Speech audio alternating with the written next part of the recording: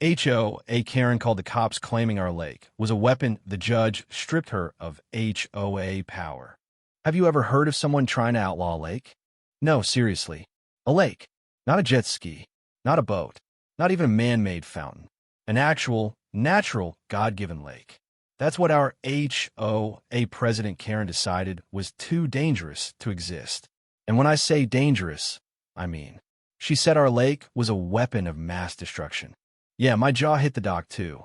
It all started on a breezy Thursday afternoon when I came back from fishing with my 11-year-old daughter. We caught 2 decent bass and were laughing, slapping mosquitoes off our arms, when Karen stomped down the gravel path in flip-flops that sounded like thunder. She was sweating through her floral blouse, holding a clipboard like it was a court summons. There will be no more unauthorized naval activity on this lake, she barked, eyes twitching. Your canoe has violated HOA Safety Code 17A. Naval activity? I echoed, stunned. It's a canoe, Karen. It's a waterborne projectile platform, she corrected me. And this body of water is an unlicensed threat. I actually laughed. She didn't. Instead, she snapped a photo of my daughter holding a fishing rod, muttering something about combat training for minors, and marched off like she was storming the Pentagon. By sunset, 2 sheriff cruisers rolled up. Apparently, she told 911 that I was conducting paramilitary water drills on a surface-level containment field that could be converted for assault purposes.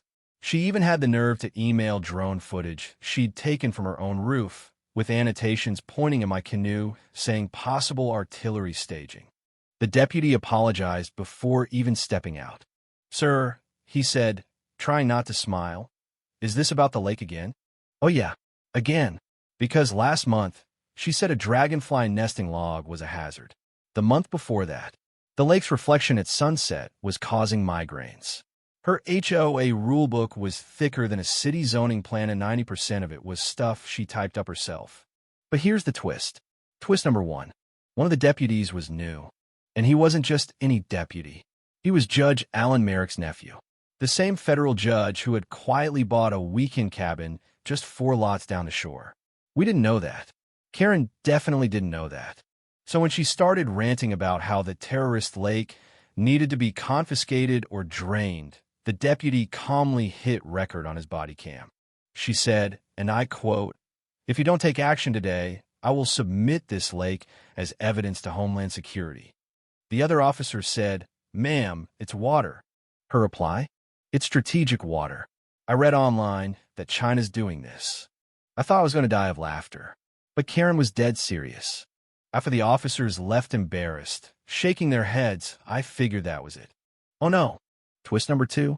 The very next morning, a notice was nailed to my dock. Final warning. Lake access is now a felony under HOA Bylaw 19X. She made up a bylaw.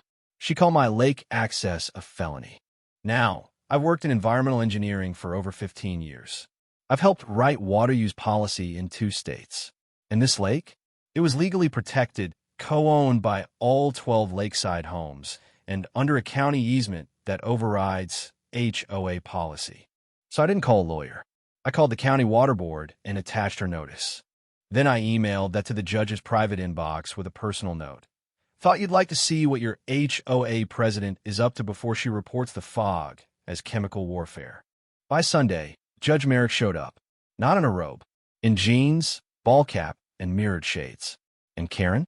She marched out with a smug look like she was going to handcuff him herself. "You can't be here without permit," she said. "You want to talk about permits?" He replied. "Let's talk about this felony lake warning you issued." She froze.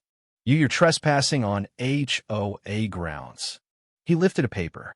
"Actually, I'm a resident. Bought lot 9 in April. And as of this moment, I'm calling a formal meeting." She tried to argue.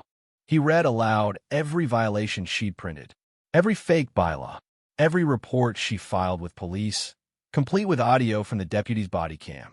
Then, with a calm but thunderous voice, he said, "I'm placing an injunction on your authority as acting HOA president, effective immediately." Her mouth dropped open like a dead fish. And for once, Karen was silent. She didn't speak, not a word, just stood there blinking, sweating, gripping that clipboard like it could somehow save her from the freight train of justice barreling her way. Judge Merrick didn't wait. He turned to the cluster of neighbors that had gathered along the gravel path, every homeowner who'd been bullied, fined, or harassed by Karen over the past 3 years. Per emergency bylaws under county HOA regulation, he said, his voice crisp and clear, we're forming a temporary board. I will oversee it until formal elections are held. Effective now, Karen DuBois has no authority to issue citations, contact law enforcement on behalf of the HOA, or restrict shared natural resource access. This includes the lake, trails, and dock facilities. You could hear the breath leave her chest. She stumbled backward like someone had yanked the ground from under her. You can't. This is harassment. This is treason. Treason, chuckled Old Man Benson from Lot 3.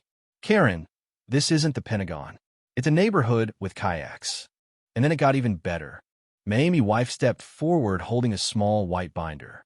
Judge Merrick, I've compiled documentation of every citation, fine, and emergency call Karen made over the last 6 months. Many of them have suspicious time stamps, falsified witness claims, and even altered photographs. We believe she's been abusing her access to HOA security files. Karen turned beet red.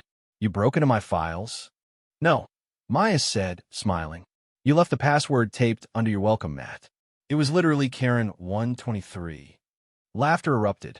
Judge Merrick nodded and called over the deputies. Get a county investigator on this.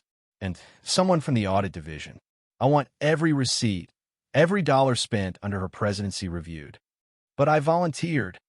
Karen screamed. I sacrificed for this neighborhood. Then you should have protected it, Merrick snapped. Not turned it into your little fiefdom. And just like that, she was done. Within the week, Karen was stripped of all power. Her personal laptop was confiscated by county investigators. Turns out she'd siphoned over $14,000 of HOA fees for community improvements, which actually meant patio furniture for her own backyard, a ridiculous $800 security dog statue, and 2 suspicious payments to a drone repair company owned by her cousin. Oh, and about that drone? Yeah, it was illegal. FAA got involved when it was revealed she'd been recording across property lines without consent. Federal charges were pending. And one of her false 911 calls had actually diverted a unit from a real emergency. Public backlash was swift. The homeowners created a website called lakefreedom.org, where people uploaded photos of themselves happily fishing, kayaking, or floating on giant flamingo tubes with the caption, "Dangerous lake weapon, please do not engage." CNN picked it up. So did local talk radio. 1 month later, a segment aired titled, "The HOA President Who Declared War on Water."